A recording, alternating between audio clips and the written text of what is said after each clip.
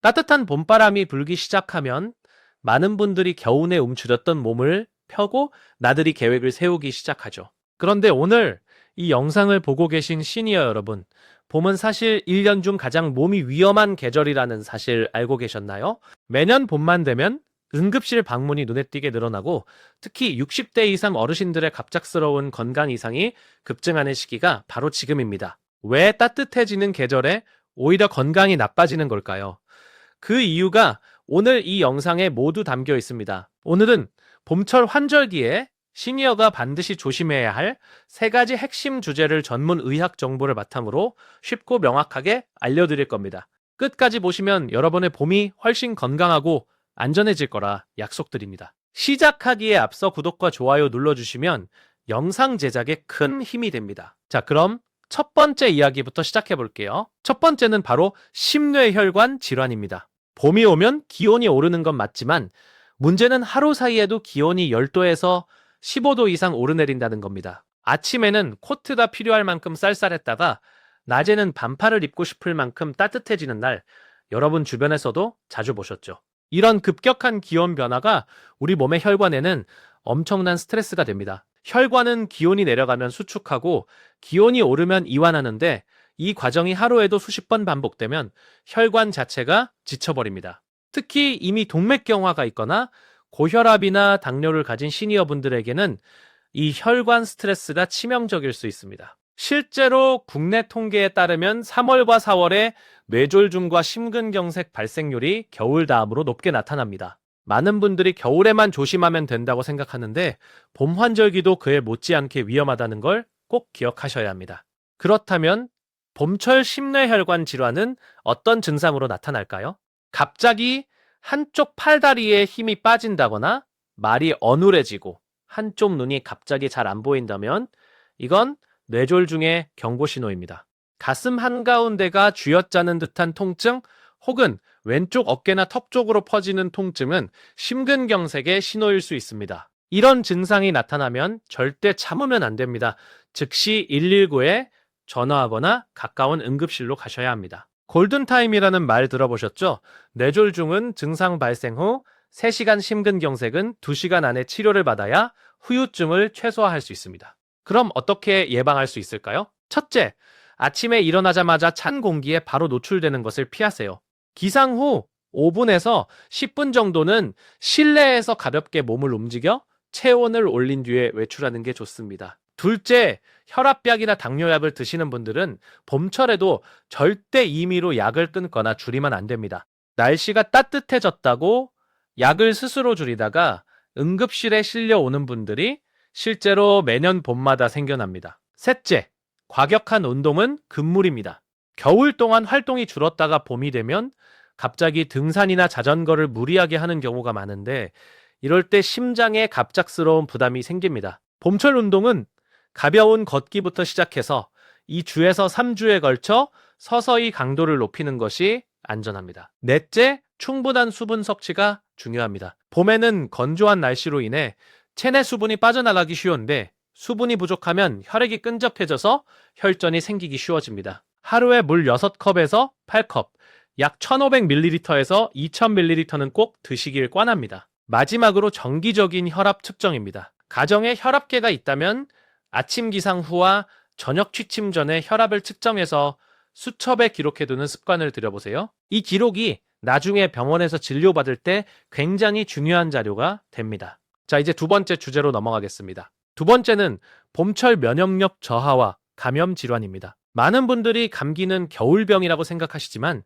사실 봄철 감기와 폐렴은 노인 건강에 겨울 못지않게 위협적입니다. 왜냐하면 겨울 동안 몸을 웅크리고 지내면서 우리 면역 체계가 많이 지쳐있는 상태이기 때문입니다. 거기에 봄이 되면 일교차가 크고 바람도 강해서 면역력이 떨어진 몸이 세균과 바이러스에 훨씬 취약해집니다. 특히 만 65세 이상 어르신들은 면역 기능 자체가 젊은 사람보다 약하기 때문에 단순한 감기가 폐렴으로 진행되는 속도가 매우 빠릅니다. 실제로 폐렴은 우리나라 노인 사망 원인 순위에서 매년 상위권을 차지하는 심각한 질병입니다. 봄철에 특히 조심해야 할 감염 질환으로는 인플루엔자, 즉 독감, 폐렴구균 폐렴, 그리고 코로나 바이러스 감염증이 있습니다. 독감 예방접종은 보통 가을에 맞지만 봄에 유행이 이어지는 경우도 있으므로 아직 접종을 안 하셨다면 지금이라도 의사와 상담해 보시는 게 좋습니다.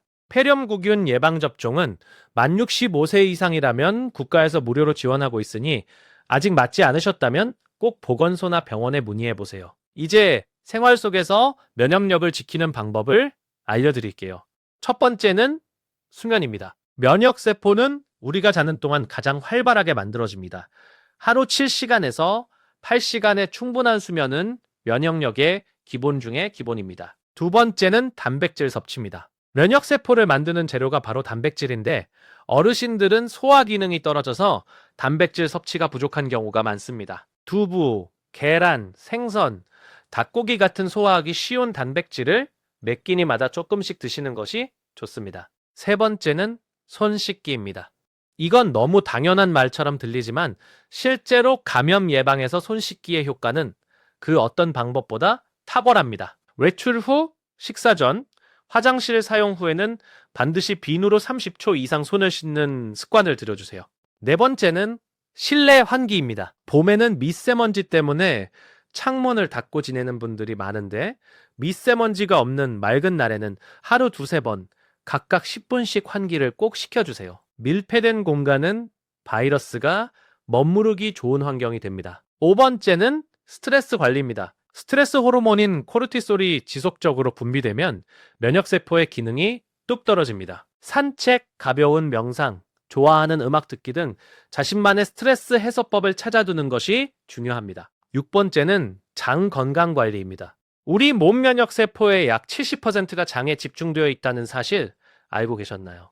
요거트, 김치, 된장 같은 발효식품을 꾸준히 드시면 장내 유익균이 늘어나 면역력이 자연스럽게 올라갑니다. 그리고 한 가지 더, 봄에는 여러 꽃가루가 날리면서 알레르기 반응을 일으키기도 합니다. 콧물, 재채기, 눈 가려움 같은 증상이 반복된다면 알레르기 비염이나 결막염일 수 있으니 이를 단순 감기로 여기고 방치하지 마시고 병원에 방문해 보시기 바랍니다. 자, 이제 오늘의 세 번째이자 마지막 핵심 주제입니다.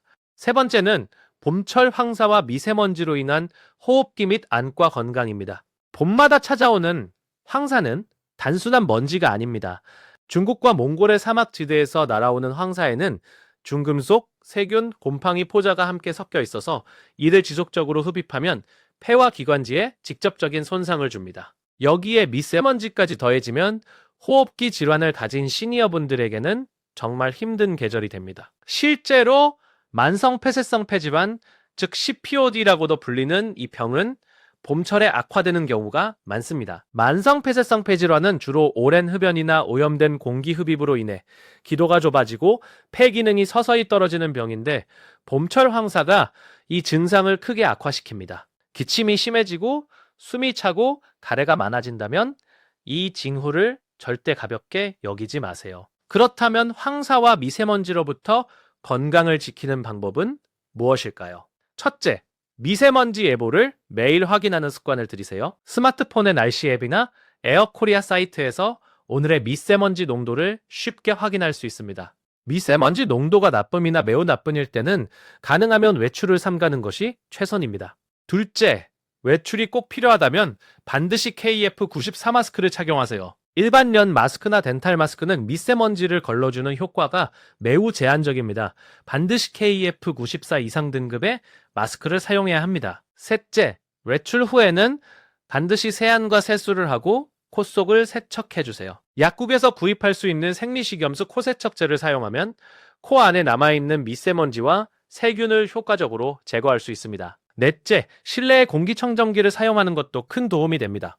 특히 황사가 심한 날에는 창문을 닫고 공기청정기를 가동하는 것이 실내 공기질을 지키는 좋은 방법입니다. 오째, 눈 건강도 주의해야 합니다. 봄철에는 미세먼지와 꽃가루로 인해 눈이 충혈되고 가렵고 따가운 증상, 즉 알레르기 결막염이 매우 흔하게 나타납니다. 눈이 가렵다고 손으로 비비면 오히려 염증이 심해지므로 깨끗한 물로 씻어내거나 인공 눈물을 사용하는 것이 좋습니다. 렌즈를 착용하시는 분들은 황사가 심한 날에는 안경을 쓰는 것이 훨씬 안전합니다. 육째, 호흡기 질환 약을 복용 중인 분들은 봄철에 담당 의사와의 정기 상담을 빠뜨리지 마세요. 황사 시즌에 맞춰 흡입기 처방이나 약 용량을 조정해야 하는 경우가 생길 수 있기 때문입니다. 일곱째, 실내 습도를 적절히 유지하는 것도 중요합니다. 봄은 건조한 계절이라 실내 습도가 낮아지기 쉬운데 습도가 너무 낮으면 기도 점막이 건조해져서 세균과 바이러스가 침투하기 쉬워집니다. 가습기를 사용하거나 물에 적신 수건을 실내에 걸어두는 것만으로도 도움이 됩니다. 적정 실내 습도는 40에서 60%입니다. 여덟째, 식품을 통한 호흡기 보호도 챙겨보세요. 도라지, 배, 생강은 기관지, 건강에 좋은 식재료로 오랫동안 한방에서 활용되어 왔고 최근 연구들도 이 식재료들의 항염 효과를 뒷받침하고 있습니다. 이제 오늘 영상의 핵심을 다시 한번 정리해 드릴게요. 봄철 환절기에 시니어가 조심해야 할 세 가지는 첫째, 심뇌혈관 질환, 둘째, 면역력 저하와 감염 질환, 셋째, 황사와 미세먼지로 인한 호흡기 및 안과 건강이었습니다. 이 세 가지는 모두 봄이라는 계절의 특성인 기온 변화, 건조함, 대기 오염과 밀접하게 연결되어 있습니다. 하지만 미리 알고 준비하면 충분히 예방할 수 있다는 것. 이게 오늘 이 영상의 가장 중요한 메시지입니다. 여러분, 건강은 아플 때 챙기는 게 아니라 건강할 때 밀리 지키는 것입니다. 오늘 알려드린 내용들을 하루아침에 다 바꾸려 하지 않아도 됩니다. 딱 하나, 오늘 당장 실천할 수 있는 것 하나만 골라서 시작해보세요. 예를 들어 오늘부터 아침에 혈압 한번 재보기, 물 한 컵 더 마시기, 마스크 챙겨 외출하기, 이것 하나만으로도 여러분의 봄은 달라집니다. 건강한 봄을 보내시길 진심으로 응원합니다.